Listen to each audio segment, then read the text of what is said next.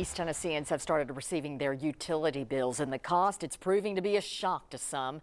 January's bitter winter weather had a lot of us cranking up the heat, which then cranked up our utility bills. One of those customers, a local church that opened as a warming center for those needing a warm place to stay. Joining us now, Shay Smith, you met with the pastor about how the community is rallying behind the church to help pay the bill. That's right. So Pastor Tim Jackson says when he saw the electric bill for the church, that number was more than double what it usually is during these past winter months. During January's sub-freezing weather, the Magnolia Avenue United Methodist Church was busy. I had consistently 100 to 150, sometimes 175 people here each day, men, women, and children, sleeping downstairs, sleeping here on the second floor, sleeping in the pews. The church opened its doors to people who needed a warm place to stay as the frigid temps and snow fell across East Tennessee.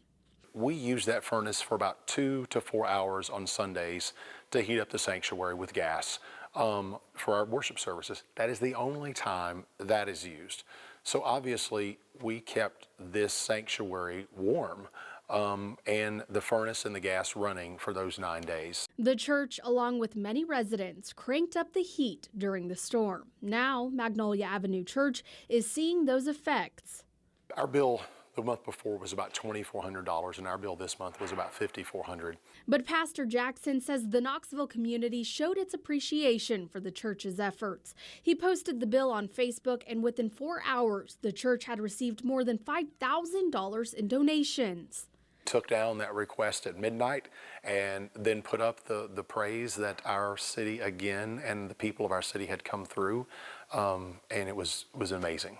The church is not the only one seeing an increase in their bills. KUB says the average customer's energy consumption in January was 35% higher than the average energy consumption in December 2023 and was 10% higher than the average consumption in January of 2023. Well, Shay, as you're mentioning, a lot of us preparing for the shock of that bill coming. Are there some tips to help us save going forward?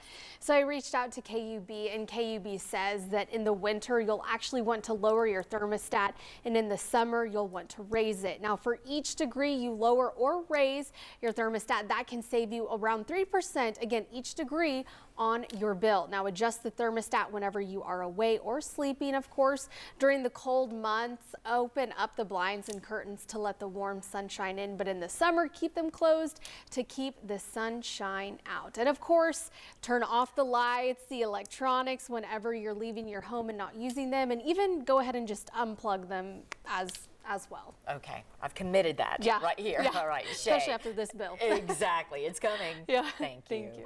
Well,